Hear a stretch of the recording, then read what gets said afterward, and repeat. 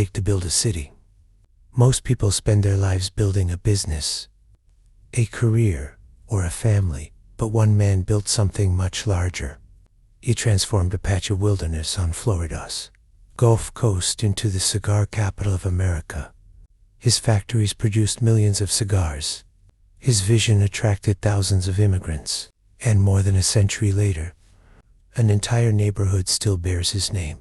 This is the story of Vicente Martínez Ybor, the man who built Ybor City. Welcome to Leaf and Legacy. Vicente Martínez Ybor was born in Spain in 1818. Like many young men seeking opportunity during the 19th century, he eventually made his way to Cuba.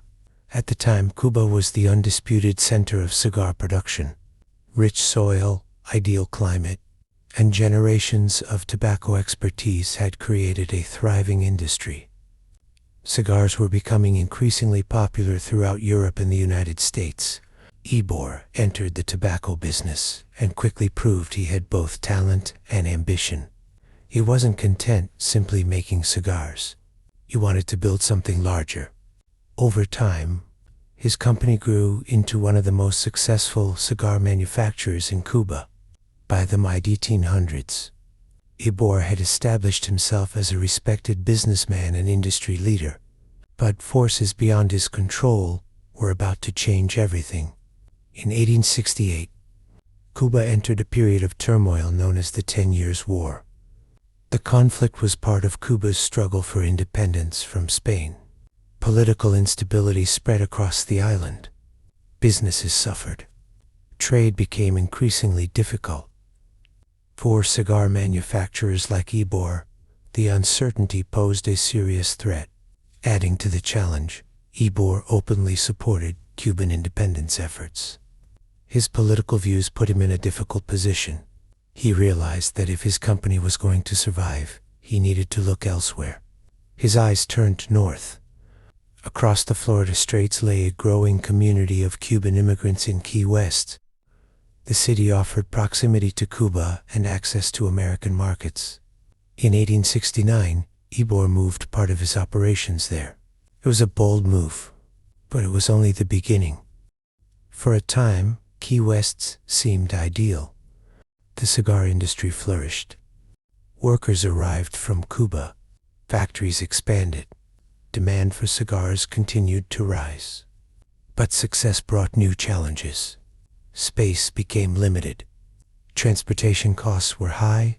Labor disputes became increasingly common. Ybor needed a location where he could grow without restriction. At the same time, city leaders in Tampa were searching for ways to attract new industries. A recently completed railroad connected Tampa to the rest of the country. The city had land to add transportation, and it desperately wanted economic growth. When Tampa's business leaders approached Ybor, they made him an offer he couldn't refuse. In 1885, Vicente Martínez Ybor purchased land just northeast of Tampa. What existed there was not a city. It wasn't even a town. It was mostly undeveloped land. Most people would have built a factory and stopped there. Ybor had a different vision. He understood that successful factories required successful communities. So he built both. Factories rose from the Florida landscape. Worker housing followed. Roads were laid. Stores opened. Schools appeared. Soon, immigrants began arriving from Cuba, Spain, Italy, and other parts of Europe. Entire families relocated in search of opportunity. The area became a cultural melting pot unlike anything else in Florida. Different languages filled the streets.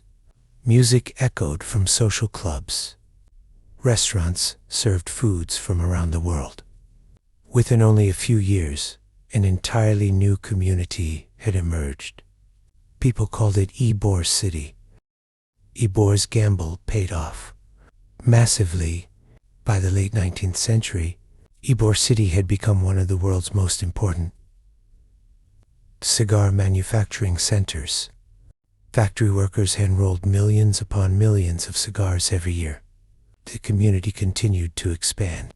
New factories opened. Employment grew. Wealth flowed into Tampa. At its peak, hundreds of millions of cigars were produced annually in the area. The city became internationally known for quality tobacco products. People traveled from around the world to do business there. What had once been empty land had become an economic powerhouse. And at the center of it all stood Vicente Martínez Ybor. Vicente Martínez Ybor passed away in 1896, but his legacy never disappeared.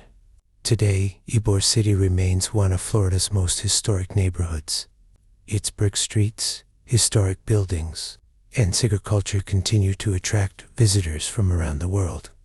The factories may not operate at the scale they once did, but the story remains. A Spanish immigrant, a cigar manufacturer, a visionary entrepreneur, a man who didn't simply build a company, he built a city, and more than a century later, that city still bears his name. I'm Alejandro, and this is Leaf and Legacy. If you enjoyed this story, subscribe for more journeys into the people, brands, and moments that shaped cigar history. Until next time, remember, every cigar has a story, and every legacy begins with a single leaf.